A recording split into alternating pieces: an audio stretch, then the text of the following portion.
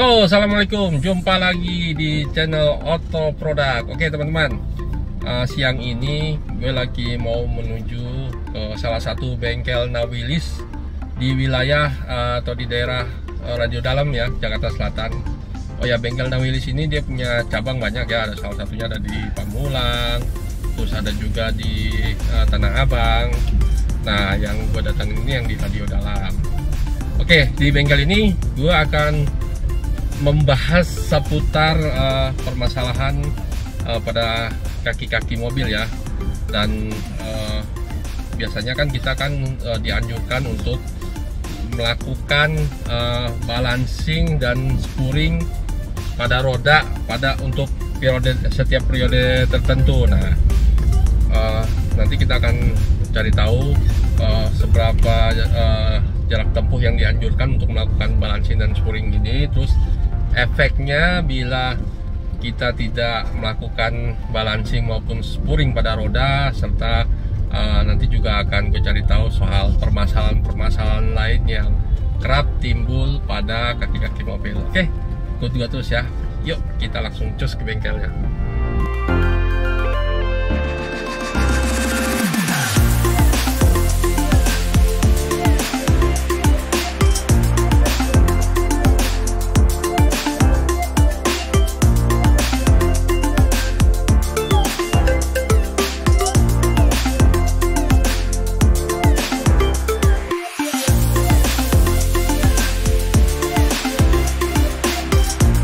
Ya, oke teman-teman, bersama saya saat ini sudah ada Mas Randy Christian Darmawan ya, sebagai kepala mekanik di bengkel Nawilis Radio Dalam ini.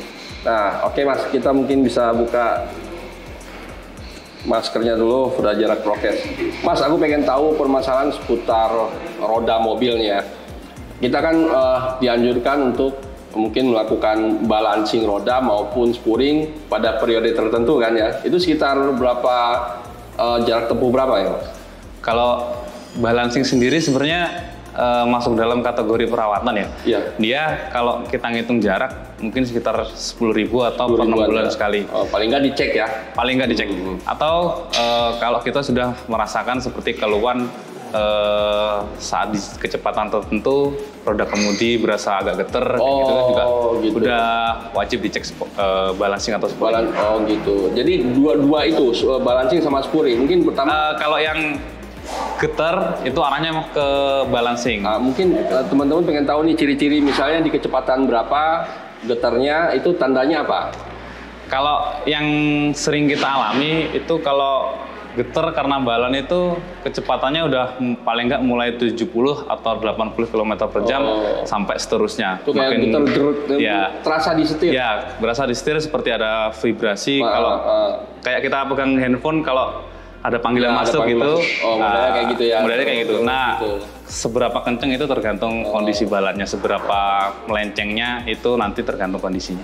Nah, yang saya tahu tuh apa, misalnya kalau di atas 80 km per jam misalnya getar itu ya, itu nggak bisa di balance biasa, mesti high speed balance ya?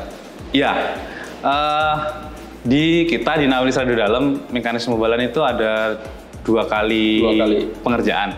Yang pertama kita balan biasa di alat balan yang biasa dipegang ya. Itu kita lepas bannya kita putar di alat sampai benar-benar dia center ya, nggak ada itu. Jadi gaya sentrifugalnya itu sampai rata. Itu ditandai dengan angka 0 atau oke di indikator alat balannya. Setelah itu yang kedua, kalau memang mau dilanjut ke balancing finish atau finish balan, itu rodanya dipasang, di balannya itu di on the car. Langsung di on the car. Berarti mobil mesti terangkat dong ya? Mobilnya gantung, ntar di jackson pakai jackson khusus gitu. Jadi diputar. Mesin hidup. Mesinnya mati. Mesinnya mati. Yang muter itu alatnya ntar. Alatnya yang muter. Digesekin ke bannya gitu, ntar muter di kecepatan tertentu. Jadi ntar yang itu roda yang ikut terbalan itu nggak cuma di roda sama velg aja, tapi meliputi ya kayak muroda atau laher atau disk itu kan juga kemungkinan gaya sentrifugalnya kan nggak rata juga. Iya. Jadi dia saat dibalan on the car itu ikut terbalan. Oh, oke. Nah, untuk yang finish balan itu disarankan dilakukan setiap berapa kilometer, Mas? Sama. Kalau kita balan sama finish balan itu biasanya dilakukan langsung, itu maksudnya berurutan. Oh, berurutan. Ya, dalam satu rangkaian pekerjaan itu habis dibalan biasanya kita langsung ke finish balan. Tapi dengan catatan ya, ada beberapa tipe ban yang memang kita nggak bisa buat di finish balan. Contohnya ban-ban yang dimensinya gede atau ban yang maksimum ukuran berapa? Mungkin ring 20, 21, 22 mungkin masih bisa kalau kembangnya itu halus. Tapi kalau udah kasar ya, misalnya empty itu beberapa ukuran udah nggak bisa. Udah nggak bisa ya. Oh gitu. Nah, apa namanya, biasanya kalau tadi seperti ciri-cirinya tadi kan misalnya getar ya. Selain itu ada ini khusus nggak? Misalnya kita mesti kalau ganti ban itu mesti lakukan balan pasti kan? Pasti. Termasuk finish balan itu? Dianjurkan ya? Untuk finish balan. Oke. Nah, kalau soal spring itu biasanya kan saya dulu kalau nggak salah pernah dianjurkan ya paling tidak setiap 100.000 ya? 10.000. Berarti setengah tahun sekali ya? Ya, 6 bulan. Oh, sekitar. Iya tuh teman-teman. Jadi sangat dianjurkan untuk melakukan spuring dan balance itu berbarengan ya? Barengan. Setiap 10.000 atau minimal 1 tahun sekali kali ya? Seminimal-minimalnya ya 1 tahun sekali. Atau kalau spuring itu biasanya kalau kita udah ada keluhan kayak mobil itu kayak berasa cenderung ngebuang ke salah satu arah atau setirnya nggak lurus, atau kita habis melakukan bongkar-bongkar kaki-kaki. Kayak gitu. shockbreaker, long terot itu kalau dibongkar wajib dilakukan spuring ya. Jadi kalau teman-teman yang demen misalnya ngotak-ngatik mobil sendiri, ganti shockbreaker sendiri, nah setelah itu sangat disarankan untuk melakukan spuring karena efeknya bisa ya berbahaya terhadap itu pengendalian mobil. Efek lainnya juga biasanya yang paling ekstrim itu banyak kemakan. Pasti. Makanya nggak rata gitu ya? Iya, cenderung kemakan di karena salah bisa satu jadi sudutnya. Dia sudut tunya mungkin terlalu in atau terlalu out ya? Atau chambernya kurang tepat, jadinya intinya nanti sudut-sudutnya pokoknya nggak pas lah. Termasuk kalau kita ganti misalnya link stabilizer itu yang depan, ya. Kalau link stabilizer mungkin nggak sampai, ya. Iya. Tapi kalau udah ya kayak shockbreaker, ball joint gitu-gitu kan udah. Iya. Mungkin karena speknya nggak sama. Iya. Ya, oke. Oh ya, Mas, biasanya untuk permasalahan di kaki-kaki deh yang sering dialami di konsumennya Nowilis itu apa aja? Apa soal rem atau gimana? Kalau kaki-kaki sih ya kalau udah termakan ini dipakai sekian puluh ribu atau sekian ratus ribu ya, yang paling sering sih ya kayak long terot, ball joint gitu-gitu sih. Itu ciri-cirinya apa? Di beberapa kasus ada yang bunyi, ada yang berasa di setir nggak enak, kayak ya pokoknya kayak sensitif gitu. Jadi kena jalan nggak rata dikit itu setirnya agak liar. Itu mungkin salah satu ciri-ciri kalau mungkin ada sesuatu hal yang kurang beres dari kaki-kakinya. Bisa kaki-kaki itu kan meliputi ban bisa, velg juga bisa, atau komponen kaki-kaki seperti arm dan macam ya. Iya. Oke. Di sini juga melayani pengecekan semua komponen kaki-kaki ya. Oke. Terus soal misalnya nih yang rem, kalau kita ngerem terus terasa bergetar, itu kenapa tuh? Kalau rem yang berasa bergetar, seumpama kita berjalan di kecepatan tertentu ya, biasanya kecepatan tinggi, 60 ya, 60 lebih biasanya, lebih ya. Terus kita ngerem, terus berasa getar, bisa di kemudi, bisa di pedal, itu biasanya dianjurin buat bubut disnya. Oh gitu? Ya. Biasanya pasti dis yang kemakan? Hampir pasti itu disnya, pokoknya 90% yang kita alami di bubut dis itu sembuh. Gitu. Tapi kalau bisa diganti baru ya ganti ya? Iya, tapi memang cuman cost-nya kan orang-orang biasanya membandingkan kan, iya. Cost-nya itu di sini juga terima bubut nggak?